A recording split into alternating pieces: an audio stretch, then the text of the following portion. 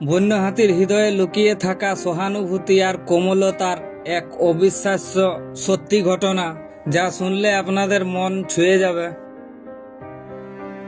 একদিন নির্জন ভোরে তামিলনাড়ুর ঘন জঙ্গলের পাশে এক বিশাল কলা বাগান, আর সেই কলা বাগানে হঠাৎ নেমে এলো এক হাতির দল।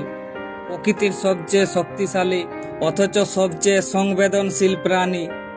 খিদার জ্বালায় হাতির দলটি ওই কলা বাগানের সমস্ত কলা গাছ নষ্ট করে দিল। প্রায় 200-রও বেশি ওই বাগানে কলা গাছ ছিল, কিন্তু সেই ধ্বংসস্তূপের মাঝেও দাঁড়িয়েছিল একটি মাত্র কলা গাছ, যা অটুট এবং অক্ষত ছিল। হাতিরা ওই গাছটাকে দেখেও ওই গাছটির কোনো ক্ষতি করেনি। কেন জানেন?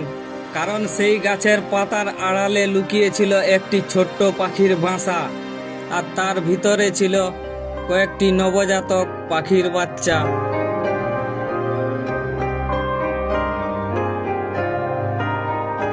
হাতিরা সব গাছ ভেঙেছে, তবুও থেমে গেছে ওই ছোট্ট প্রাণগুলোর সামনে। তাদের বিশাল দেহের সামনে সেই ছোট্ট বাসা তুচ্ছ হতে পারত, কিন্তু তা হয়নি। ওরাও বুঝেছিল জীবনের মূল্য। কেউ একজন বাঁচার চেষ্টা করছে, আর সেটা রক্ষা করা জরুরি। সেই নীরব মুহূর্তটা যেন বলেছিল, শক্তি মানেই ধ্বংস নয়, শক্তির মাঝেও থাকে সহানুভূতি ও কোমলতা।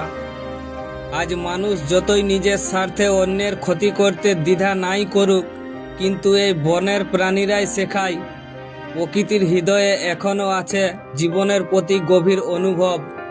জীবন বড় বা ছোট নয়, প্রতিটি প্রাণী মূল্যবান। আমরা মানুষ, আমরাই পৃথিবীর শ্রেষ্ঠ জীব। সহানুভূতি, বুদ্ধি, নীতি সব কিছু থাকা সত্ত্বেও অনেক সময় ছোট্ট জীবনের মূল্য বুঝে উঠতে পারি না। অথচ সেই বনের হাতিরাই আমাদের শিখিয়ে গেল প্রতিটি প্রাণী মূল্যবান। বন ও বন্যপ্রাণ আমাদের জাতীয় সম্পদ, তাই তাদের রক্ষা করা আমাদের নৈতিক কর্তব্য ও দায়িত্ব। তো সকলের কাছে বিশেষ অনুরোধ, প্রকৃতিকে ভালোবাসুন আর প্রকৃতিকে রক্ষা করুন।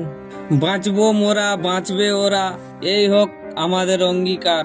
তো এখনো পর্যন্ত যারা যারা ভিডিওটি দেখছেন, তাদের কাছে একটা বিশেষ অনুরোধ, ভিডিওটি অবশ্যই শেয়ার করবেন।